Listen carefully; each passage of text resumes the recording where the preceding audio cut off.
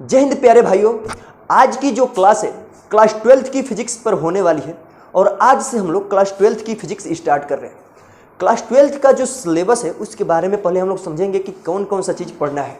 चलिए स्टार्ट करते हैं कि क्लास 12th की फिजिक्स में सिलेबस क्या क्या दिया हुआ है। क्लास 12th की जो फिजिक्स का सिलेबस है इसको दो बुकों में बांटा हुआ है, मतलब दो किताबों में बांटा है, फर्स्ट बुक और सेकेंड बुक। जो फिजिक्स है 12th की इसको दो किताबों में बांटा गया है, मतलब इसकी दो बुक है एनसीईआरटी की। फर्स्ट बुक में हम लोगों को पढ़ना है जो चीज़ इधर समझेंगे और सेकेंड बुक में कौन कौन सा चीज़ पढ़ना है इसको यहाँ पे समझेंगे, ठीक है। फर्स्ट बुक में हम लोगों को इलेक्ट्रोस्टैटिक्स के बारे में समझना है, मतलब कि स्थिर वैद्युत क्या है। फर्स्ट बुक में स्थिर वैद्युत के बारे में समझना है, स्थिर वैद्युत के बारे में समझना, मतलब इलेक्ट्रोस्टैटिक्स।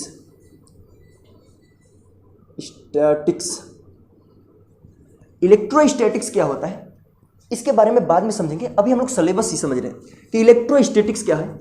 उसके बाद इलेक्ट्रोडायनामिक्स के बारे में समझना है, मतलब गतिक आवेश के बारे में समझना है, इलेक्ट्रो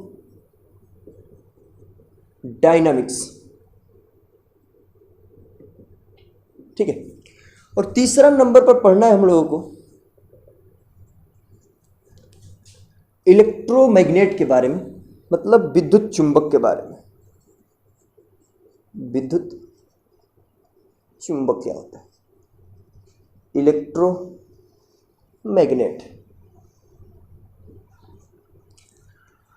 ध्यान से सुनिएगा, जो 12th का सिलेबस हुआ है इसको दो भागों में बांटा गया है, दो बुकों में बांटा गया है।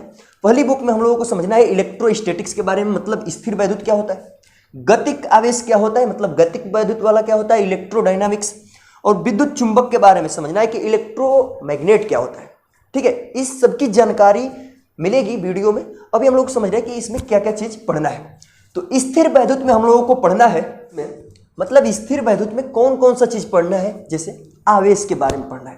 पहले तो स्थिर वैद्युत की होता है इलेक्ट्रोस्टैटिक्स। इसमें जो आवेश होगा, चार्ज होगा, वो रेस्ट में होगा, मतलब विरामावस्था में होगा। जो चार्ज होगा किस अवस्था में होगा, विराम अवस्था में। और इसमें पढ़ना क्या क्या है हम लोगों को सिलेबस में, आवेश, आवेशों के मूल गुण, कूलाम का नियम, आवेशों के बीच बल, क्षेत्र, द्विध्रुव पढ़ना है, वैद्युत फ्लक्स पढ़ना है, गॉस का प्रमेय पढ़ना है, विभव, विभवांतर, संधारित्र पढ़ना है, इसकी धारिता ज्ञात करना है, और बहुत सारी चीज़ों को पढ़ना है, जैसे संधारित्रों को कॉम्बिनेशन किया जाएगा, कैसे कैसे उनको जोड़ा जाएगा।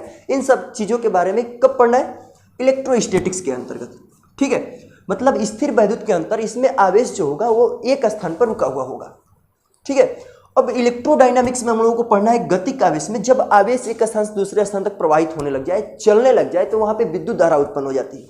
आवेश एक जगह स्थित है तो उसके चारों तरफ क्षेत्र ही उत्पन्न हो सकता है, लेकिन जब आवेश एक स्थान से दूसरे स्थान तक चलने लग जाए तो वहां पे धारा उत्पन्न होती है, धारा बहती है, और वही गतिक आवेश के अंतर्गत आते हैं सब। जैसे विद्युत धारा हो गया, ओम का नियम पढ़ना हुआ है, प्रतिरोध और प्रतिरोधकता क्या होता है, ऊर्जा, शक्ति के बारे में समझना है हम लोगों को, और प्रतिरोधों का संयोजन कैसे किया जाता है, और किरचॉफ के नियम, व्हीटस्टोन सेतु, मीटर सेतु, इन सब के बारे में समझना है, ठीक है। और बहुत सारी चीजें जिनको हम लोगों को समझना है किसके अंतर्गत, गतिक आवेश के अंतर्गत, ठीक है।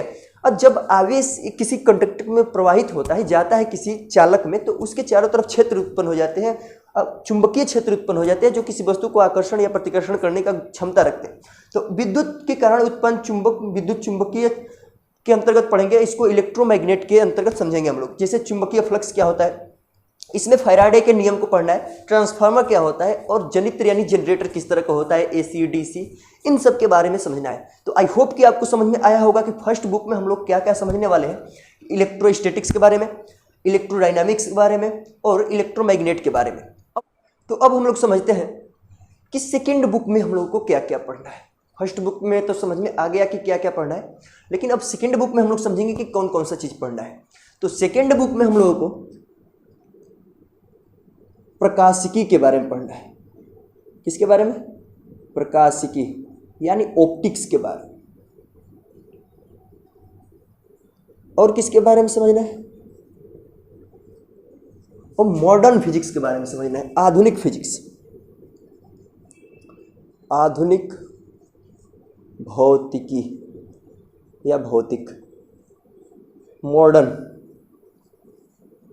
Modern physics. ठीक है। और तीसरा नंबर पर हम लोगों को समझना है क्वांटम फिजिक्स के बारे में।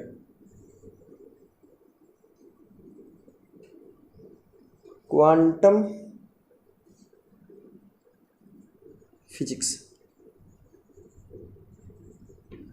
चलिए, तो इनके अंतर्गत हम लोग समझते हैं कि कौन कौन सा चीज पढ़ना है।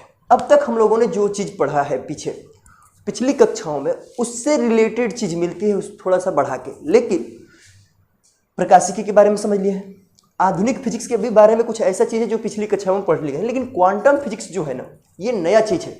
इसके बारे में हम लोग पीछे कभी नहीं पढ़े हुए और क्वांटम फिजिक्स के बारे में थोड़ा सा कम जानते हैं। ये थोड़ा केमिस्ट्री से रिलेटेड चीज है, अभी समझेंगे इसको कि क्वांटम फिजिक्स क्या है। ठीक है। तो प्रकाशिकी के अंतर्गत हम लोगों को पढ़ना है क्या क्या चीज, इस पूरा प्रकाश के बारे में समझ लेना है कि प्रकाश का परावर्तन, अपवर्तन, पूर्णांतरिक परावर्तन, वर्ण विक्षेपण, इस सब प्रकाश के बारे में, और प्रकाशिक यंत्र के बारे में समझना है, दर्पण, लेंस और प्रिज्म के बारे में समझना है। ठीक है। इनसे कैसे इमेज बनता है, इन सब के बारे में समझेंगे। हाइगेंस का प्रकाश से रिलेटेड सिद्धांत है, उसके बारे में समझना है। तो प्रकाशिकी में इतनी सारी बातें और बातें हैं जिनको समझना है। ठीक है। और आधुनिक फिजिक्स यानी मॉडर्न फिजिक्स के अंतर्गत हम लोगों को क्या समझना है, अर्धचालक के बारे में है, समझना है कि अर्धचालक कैसे काम करेगा। संधि डायोड, ये भी इसके बारे में समझना है कि संधि क्या होता है, पीएन संधि, इन सब के जुड़ाव कैसे किया जाता है, इन सब के बारे में समझना है। अंकीय इलेक्ट्रॉनिक्स के भी बारे में समझना है इन सब आधुनिक फिजिक्स में। ठीक है। क्वांटम फिजिक्स में, क्वांटम फिजिक्स जो है ये फिजिक्स में पहली बार ही मिलेगा। अब समझिए कि हम लोग केमिस्ट्री में जो चीज़ पढ़े हुए हैं, यानी परमाणु के बारे में, अणु के बारे में, ठीक है, उन्हीं सब की फिजिक्स में संबंध पढ़ना है कि वो तो केमिस्ट्री में सब दिया था कि अणु परमाणु की संरचना कैसे किया जाता है, परमाणु मॉडल क्या होता है, नाभिकीय बल क्या होता है, नाभिक की संरचना क्या होता है, केमिस्ट्री में। लेकिन उस केमिस्ट्री का पार्ट हम लोगों को पढ़ना है फिजिक्स में, तो उसके अंतर्गत क्वांटम फिजिक्स के अंतर्गत ये सब आएगा। ठीक है। परमाणु की संरचना पढ़ना है फिजिक्स में, परमाणु मॉडल, नाभिक की संरचना पढ़ना है, और नाभिकीय बल के बारे में समझना है, और रेडियो एक्टिवता क्या होती है, इन सब चीज़ों के बारे में समझना है। तो ये सब पार्ट था सेकेंड बुक का। फर्स्ट बुक के बारे में समझ लिए थे कि उसमें पढ़ना था इलेक्ट्रोस्टैटिक्स के बारे में, इलेक्ट्रोडायनामिक्स के बारे में, और इलेक्ट्रोमैग्नेट के बारे में, यानी स्थिर वैद्युत के बारे में, गतिक वैद्युत के बारे में, और वैद्युत चुंबक के बारे में। और इसमें हम लोगों को समझना है सेकेंड बुक में प्रकाश के बारे में, आधुनिक फिजिक्स क्या होता है इसके बारे में, और क्वांटम फिजिक्स के बारे में। आई होप कि आपको ये इतनी बात समझ में आ गई होगी।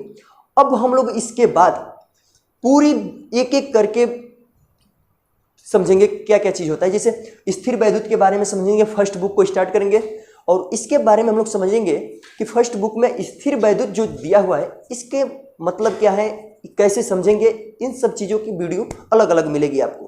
तो आई होप कि आपको समझ में आ गया होगा। फिर मिलेंगे इलेक्ट्रोस्टैटिक्स में, यानी स्थिर वैद्युत की जो क्लास है स्टार्ट होगा उसमें। चलिए, तब तक के लिए धन्यवाद। जय हिंद।